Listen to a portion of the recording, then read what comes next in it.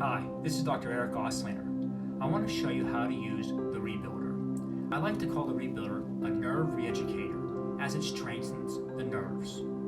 First thing you want to do is fill the two-sided bucket with water so that it covers your ankle. The water should be about 105 degrees, the same temperature as a therapeutic whirlpool spa. We then want to add the electrolyte solution to both sides of the bucket, 3 squirts on each side. Then mix it around to increase the conductivity. Once this is complete, you will place the Rebuilder pads into the bucket, 1 on each side. The pads do not have to make contact with your feet.